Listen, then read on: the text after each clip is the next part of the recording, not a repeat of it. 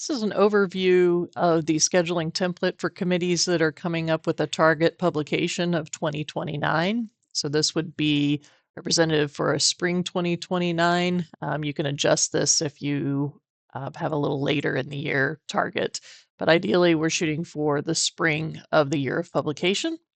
So for 2029, you've already had a number of years in the cycle, and you are now moving into closer to the time when we need to be wrapping up new items. So in about 2027, you'll want to be wrapping up any new ballot items, and you see that in the darker blue here, cleanup of remaining items. You still have the rest of 25 and all of 26 and a good chunk of 27 to continue with new items and balloting. And this template schedule is set up just to give you kind of the periodic balloting that works very well to go with resolving negatives at convention. So, for instance, if I'd like to resolve negatives at the fall convention in 2025, I've put the dates in here in the template so that you are able to work around those. I would kick off a letter ballot in August.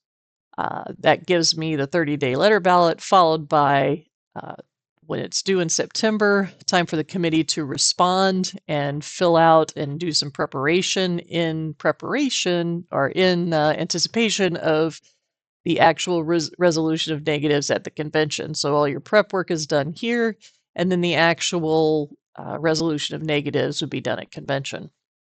You can also add in summer spring ballots, in which case you may want to have a virtual meeting to resolve those negatives rather than waiting for the convention on those.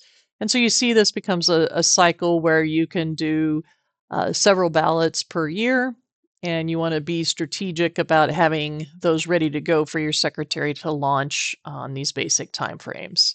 Of course, you're always welcome to add additional ones, but this cycle tends to work pretty effectively. And so if you're on this 29 cycle, just remember that your committee is targeting the end of 27 to basically have your draft copy that's ready to go to TAC.